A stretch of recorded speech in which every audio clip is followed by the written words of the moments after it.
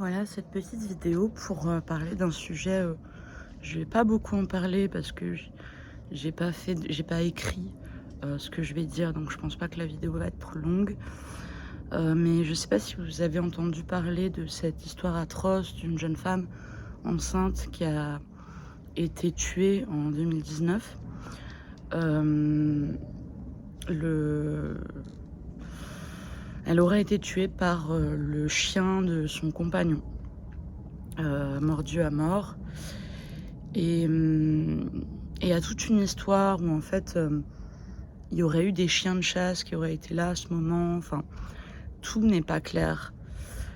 En tout cas, ce qui est beaucoup ressorti pour moi, c'est que ce chien va être euthanasié. Et il y a une pétition qui a été lancée sur change.org, qui a été énormément signée pour accorder une grâce à ce chien. Moi, je pense que c'est très important parce que il y a un moment, la peine de mort a été abolie pour les humains. Je ne vois pas pourquoi ça ne devrait pas être pareil pour les animaux et pour les chiens. Je ne sais pas si vous avez vu le film Le procès du chien avec François Damiens, mais c'est un film absolument bouleversant qui bien évidemment se termine mal, mais qui nous ouvre les yeux sur la cause animale et le fait qu'un chien, il peut mordre et se faire tuer. Il faut savoir que les chiens ne sont pas des tueurs. Les chiens n'ont pas l'intention de tuer, à l'inverse des assassins, des meurtriers humains et des violeurs, etc. etc. On pourrait vouloir une peine de mort pour ces humains-là. Moi, je peux le comprendre. Si quelqu'un fait du mal à mon enfant ou le tue, je voudrais qu'il meure dans d'atroces souffrances, évidemment. Mais la justice, c'est pas ça. La justice, c'est que il y a toujours un bénéfice du doute et aussi c'est interdit de tuer quelqu'un. Pourquoi la société se chargerait de tuer quelqu'un? La société serait aussi meurtrière. C'est pareil pour les animaux. Je pense que vraiment, ce chien, il n'a aucune possibilité de parler, de raconter ce que lui a vécu, de raconter sa version des faits. S'il en avait la possibilité, peut-être que il dirait des choses qui pourraient être en faveur de sa défense, qu'il prendrait un avocat, etc., etc. Mais non, voilà. Le problème, c'est que on ne protège pas les animaux. Il n'y a aucune justice pour les animaux. Ce chien a très probablement été maltraité. On ne sait pas ce qui lui est arrivé dans la vie. Et c'est moi, j'ai d'ailleurs trouvé ça très beau, ce qu'a dit Karine Viard sur le féminisme, les droits des femmes. Enfin, elle a parlé des enfants, que les violences faites aux femmes, c'est des violences faites aux enfants. Parce que dans beaucoup de cas, les enfants qui sont, enfin les gens qui deviennent des criminels ont été des enfants maltraités, ont été des enfants abusés. Et ça, il faut pas l'oublier, il faut le dénoncer et il faut protéger les enfants. Parce que plus on protège les enfants, plus on leur offre une bonne éducation et une vie saine, une enfance sereine, plus ils vont être des gens bien. Parfois c'est l'inverse, parfois on vit des choses horribles et on veut pas les reproduire et on fait tout pour être quelqu'un de bien, mais c'est quand même, c'est pas donné à tout le monde et la psychologie humaine est très compliquée.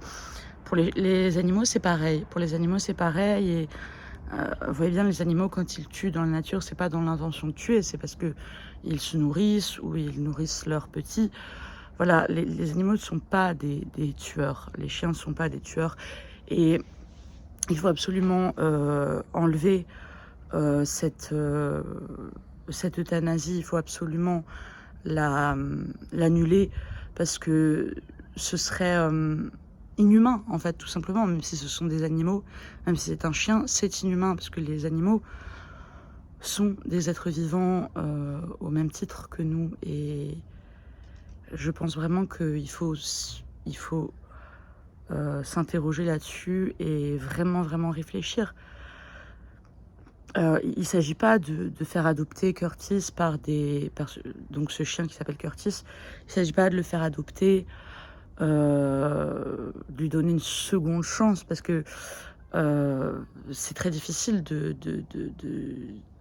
ça peut mettre en danger des gens, mais il s'agit de, peut-être comme un humain, mettre les gens à l'abri de lui et lui le mettre à l'abri. Et il y a des spécialistes, il y a des gens vraiment, des éducateurs, il y a vraiment des gens des comportementalistes, des gens qui sont spécialistes et qui ne veulent pas qu'il y ait une telle tuerie, en fait, qu'il y ait un tel assassinat, parce que c'est un assassinat.